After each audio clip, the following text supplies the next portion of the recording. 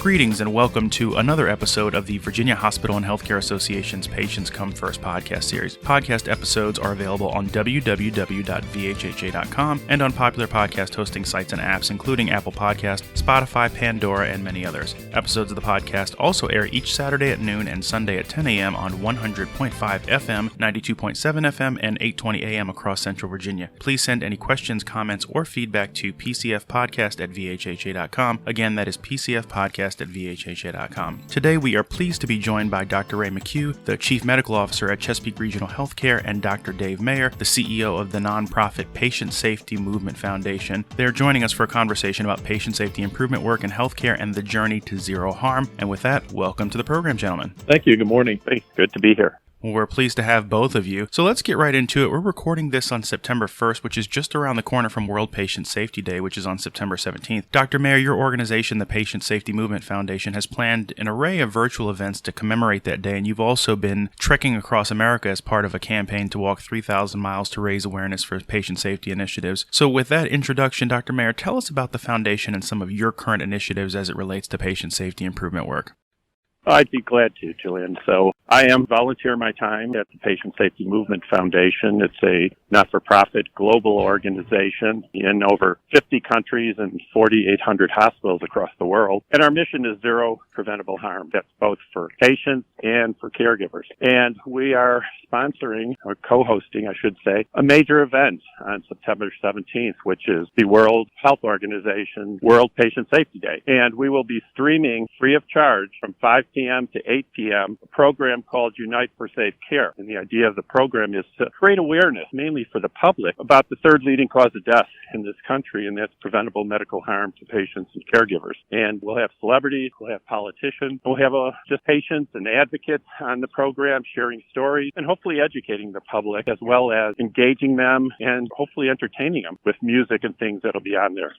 Well, I appreciate that overview. Here in Virginia, VHHA is the home of the Center for Healthcare Excellence, which brings together hospital and health systems from across the Commonwealth to collaborate on patient safety, quality, and patient experience improvement work. Since being established in 2015, the center has facilitated shared learning on improvement work around HAI, readmissions, patient experience, and much more. I know that Chesapeake Regional has also been on that journey as a system. So, Dr. McCue, if you would, can you share some highlights about the patient safety climate here in the Commonwealth and about the work happening specifically at Chesapeake Regional? Sure. Thank you, Julian. I've been involved in the patient safety movement quite some time, going back to early 2000s. This is the fourth healthcare system I brought a high reliability and safety journey. In the past, partnered with HPI, who are now part of Prescaney. And just recently, their CEO, Pat Ryan, has put together a national program called Safety in 2025, where they're working to reduce preventable harm in their client hospitals by 80% by the year 2025. And that's just getting launched, and we're excited about that. The program in Chesapeake is typical what you see across the nation, although particularly focused here in the Commonwealth. HPI initially started here in 20 years, and Commonwealth of Virginia has been long at the forefront of the patient safety and high reliability movement. And it's basically turning the focus onto the patient, and we focus on three basic asks, and that was when a patient comes to a hospital, first and foremost, don't hurt them. It's a very scary proposition to come into a hospital. You're not sure what your condition is, you read things, and as pointed out, preventable harm is a concern for patients coming in the hospital. So that's where we have to guarantee their safety, and patients can intuitively feel safety when in the hospital. In fact, some of the feedback I've gotten during COVID from patients is that inside Chesapeake, they felt safe, and they are very much aware of the care that's going on around them. The second ask is to cure them, and that's their absolute right and guarantee they're going to get the highest quality of care. And then the third component of that is to simply be nice to them and their family. And that means being attentive, responsive, answering questions, and be sure they're fully informed. If we can put those three things together, we can guarantee the best patient experience and also create a safe environment, as pointed out, not just for the patient, but for also the employees. And this does make a difference downstream. And I'm glad you brought up employees, because a key component in the work to enhance patient safety is creating an organizational safety culture that empowers staff to feel engaged, to raise safety concerns with clinical leaders. It's something that we promote and celebrate in Virginia with the quarterly Speak Up for Safety Awards here at VHHA that recognize frontline caregivers for doing just that, speaking up on behalf of a patient. As a hospital leader who focuses on patient safety and reducing medical error, what observations do you have, Dr. Mayer, about establishing an organizational safety culture?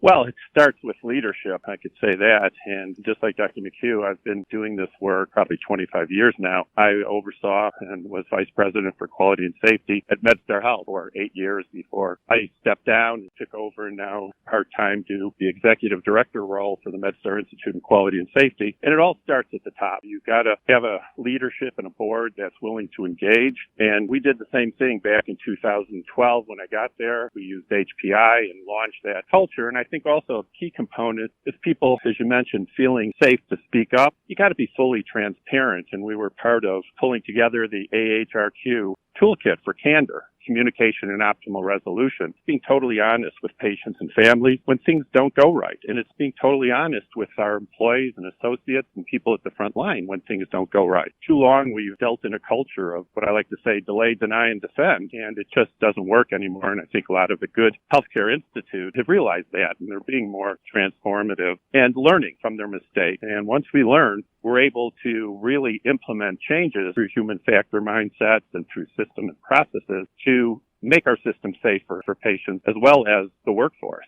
And I think the pandemic has exposed a lot of issues related to workforce safety. And really, joy in meeting, as Lucian Leap said many years ago, we got to restore joy in meeting in the workplace. And the pandemic has kind of hurt us on that front. What are your quick thoughts on recovering from that and moving forward after the pandemic, which is still very much with us?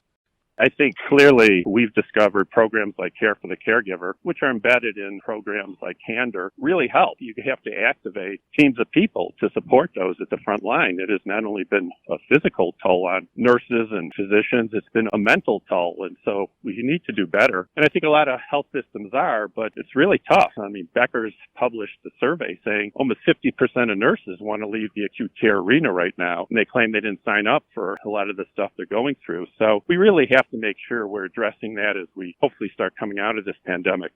I think that's an interesting data point you mentioned there about Becker's. I can tell you just as a personal aside, my sister is a nurse at a Virginia hospital and she works in pediatrics and she was pressed into service during COVID. And I think while she was glad to have that experience, I know it was also taxing for her. So that's an interesting observation there. Dr. McCue, I want to segue back to you now. And this point has been made about staff safety, but it's also important to understand that safety culture goes beyond patient safety. It extends to staff and environmental safety. The COVID pandemic is a stunning reminder of that. But when it comes to patient safety specifically, it's essential to recognize that while healthcare teams have a responsibility there, it's also vital to engage patient and families in the broader patient safety movement. So Dr. McCue, what thoughts do you have about the idea and how to approach that work, given the emphasis on not just patient safety, but on patient and family experience in the healthcare setting? I think I touched on that a little bit when I talk about the 3-patient ask. However, we're also on our Magnet journey at Chesapeake, and for systems and hospitals that are inside the Magnet program, the patient and family participation is a big part of that, including advisory panels made up of patients and also bringing them in for one-on-ones and to discuss things with specific groups. One of the things I do pull out when we have a serious safety event, when we finish the RCA and we're getting back to the family, is I do offer that family members the opportunity to discuss their experience with members of that team so they can share their takeaway and their perspective on how the care was provided and did we meet those 3 goals. Right now, just doing that sort of on a one-to-one basis, but as part of our Magnet program, hope to incorporate that as part of our system going forward. The other thing I'd comment on also to touch up on a couple of the other points that have been made is that absolutely leadership is critical. Can't move forward without that. And I'm glad you mentioned the board level. Board approval and executive team approval is crucial because what you're trying to do is change culture, and that's a big demand. When I first came to Chesapeake, they were very upfront that that's what they're looking for. And my response to that was to be careful what you ask for because it's a big task. And the cultures that we need to get away from are shame and blame, and we need to get into true trust and transparency because until we get there, we can't really put the patient first. And to get into the area of trust and transparency, there's certain understandings that have to be made. First and foremost is that we all make errors, and we have to understand why we make errors and see if we can reduce the possibility of an error to the bare minimum. And then we have to follow that up with good, strong barriers between that error and it reaching and harming a patient. So as you pull all these things together, you can change your culture. It's interesting. I'm always asked, well, gee, why aren't we using rapid cycle, lean, those methods? We are. All those methods represent performance improvement technology. Unless you have the culture to support those behavioral changes, they won't hold. And so these are 2 very distinctive things. There's performance improvement, and you always have to focus on behavior. We have to change behavior, no question about it. But if you want those behavioral changes to last, to hold, you have to have the culture behind it that supports supports that. And on the surface, it sounds simple, but when you get beneath that tip of the iceberg and really have to do the hard work to change culture, it can be a challenge. But it's very rewarding because you can see change right in front of your eyes. Well, you both are engaged in very important work, and it's good to hear the approach and the mentality that you take in this patient improvement, quality improvement journey. Dr. Mayer, we mentioned earlier that you are doing a 3,000-mile virtual walk across America to bring awareness to patient safety. I wonder, what's the next stop for you in that journey, and is there a website or social media account where people can track your progress or engage with that journey?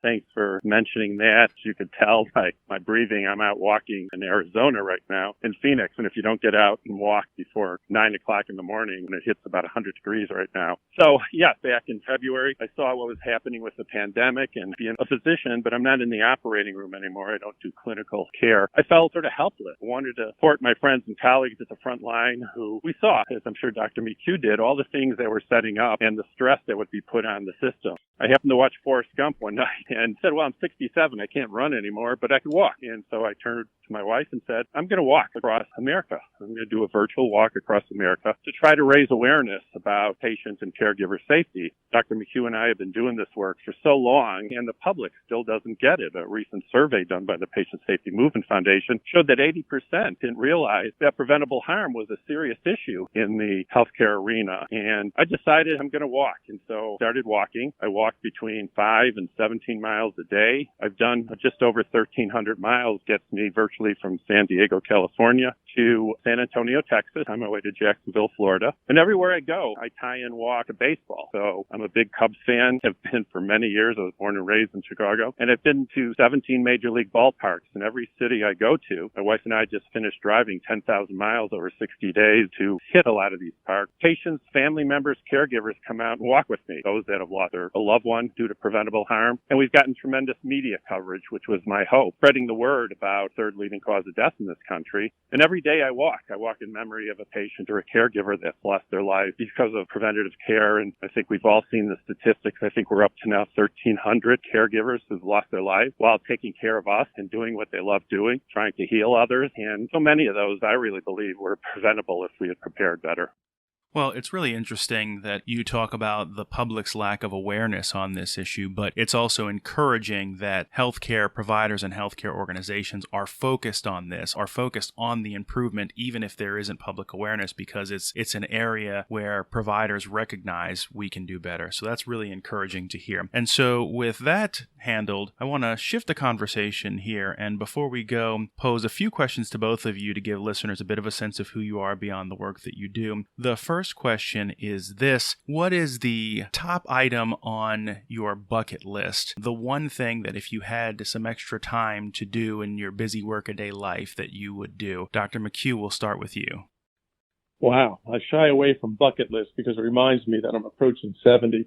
I would say I started out my journey as a musician and always hoped to find the time to get back to that. So that's probably number one, although I always have put in the framework of retirement. I hate to mess with that terrible R word, but I like to travel and get out and about. But more than anything, I truly enjoy what I'm doing. Always looking for more opportunities to sort of spread the word. I'm not out walking. I'm real impressed with Dr. Mayer. And I got to tell you, when you're in Virginia Beach, please reach out to me and I'll join you as far as I can. I think that's really admirable. But the safety movement is important to me because it's more than just what you see in the hospitals. I mean, this applies to your daily life. You utilize it in interactions with your family and in public. It's just good for our society in general to focus on how we think and look for ways to prevent the injuries and harm in general, not just in our hospitals. And the other comment, too, I'd make on that, you'd be surprised. We talk about the general public's awareness of this. Well, you'd be surprised at how many providers aren't aware of it. I have the opportunity to lecture on this at Auburn for the Physician Executive MBA program, and it's always a very interesting lecture. And last time I presented down there, somebody pointed out to me that,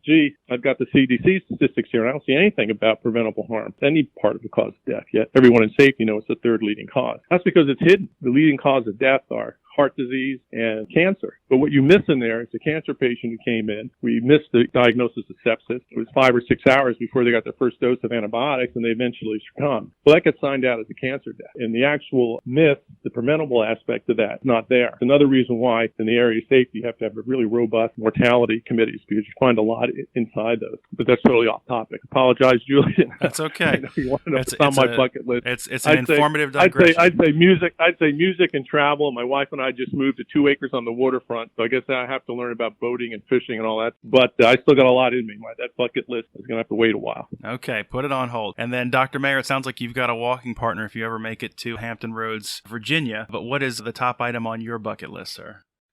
Done long walks to Camden Yards, and I did long walks from Arlington Cemetery to the Nationals Ballpark. And I'll be back in the Maryland, D.C. area in 2 weeks. And so I will definitely look Dr. McCue up and invite him to walk.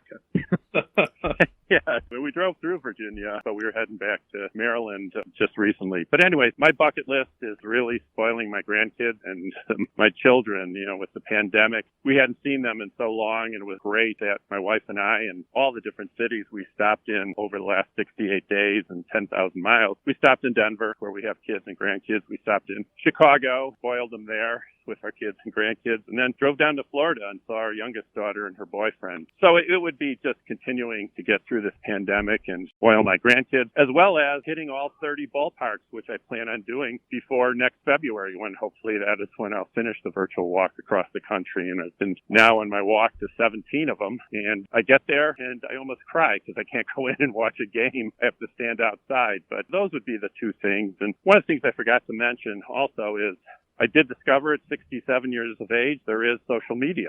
So I do have a handle now for my walk. And if people want to follow me on Twitter or Instagram, it is Walk for FOR-PT Safety. Walk for PT Safety. And like I said, every day I walk in memory of a patient or a caregiver, and they can see who I'm walking with and where I'm walking on this virtual walk across the country if people want to follow me. Well, thanks for sharing those accounts so that people can track your progress. The next question, and we'll stick with you, Dr. Mayer, and then go to Dr. McCue. And this is an entirely imaginary premise, but in the hypothetical scenario that you could anticipate your final day on Earth, what would your last meal be? Wow. Well, I could tell you it would be in Maui, Hawaii, and it would be some amazing fish dish with rice. It's one of my favorite places to go. And again, something I've missed. I haven't been there in a couple of years now with everything going on. The last 6 months especially had to cancel a trip. But that would be it. Good seafood, watching the sunset in Maui. Like a poke bowl or something like that. That would even work. Okay. It's all good. I've never had a piece of bad fish in Hawaii. Okay. And Dr. McCue, same question. Eggplant, any way you cook it, on my porch, my family around me. Very good. And finally, if you were stranded on a deserted island, what one book, one album, and one movie would you take with you to keep yourself company? We will spot you a copy of the religious text of your choice. So other than that, what are your 3 entertainment survival kit picks? And Dr. McCue will go with you first this time. Wow. My favorite book to this day is Moby Dick. I never get tired of that particular novel. Religious? Well, of course, the Bible, but I've actually been working my way through the Quran lately. So I'd probably like to have both of those. That's all I can come up with. Okay, and then do you have a movie? Probably the Godfather series. That I cannot do. I'll give you anything you ask. We've known each other many years, but this is the first time you ever came to me for counsel, for help. I can't remember the last time that you invited me to your house for a cup of coffee. Grew up in New Jersey during that time and recognized a lot of that in Casino and Goodfellas. Okay. So very Francis Ford Coppola, Scorsese kind of stuff, it sounds like. Oh, absolutely. Okay. Yeah, I grew up in New York City and went to an all-boys school where a lot of my classmates' fathers were in that business, should we say. Okay. Well, I did not know the New Jersey piece about you. I was actually born in Passaic, so there you go. We got that Jersey connection going on. And then, Dr. Mayer, same question for you. What one book, one album, one movie would you take with you for your entertainment survival kit if you were stranded on a deserted island? And again, we'll spot you a copy of the religious text of your choice. So other than that, one book, one album, one movie. The album would be something Jimmy Buffett. I'm a big parrot head. Searching for my lost sugar salt. I've been for almost 40 years, maybe a little longer, when I first started coming to Chicago in his early days. Book, probably anything history. I've always been fascinated with things around World War II, especially, and some of the decisions, and not only the European front, but the Pacific front. So anything really in that time zone, I've been fascinated and love reading. And then movie would be Field of Dreams. Hey, come on, give us a break. Hey, how about a warning? Sure. Watch out you don't get killed. Time. Either that or Mary Poppins, the one my kids and grandkids always watch with me when we're together. But I love Field of Dreams. Who would love to throw and toss a baseball one more time with your father? And I try to do it with my son and grandkids every chance I get. Those would be the ones. Well, listen, we appreciate you sharing those picks with us, and we appreciate you making time to be with us today on VHHA's Patients Come First podcast. That is going to bring us to the close of this episode. If you like what you heard, please make sure to visit Apple Podcast and leave us a 5-star review and subscribe so that you know when new episodes are available. And thanks again to our guests, Dr. Ray McCue and Dr. Dave Mayer, for joining us today. Thank you. Thank you. Thanks very much.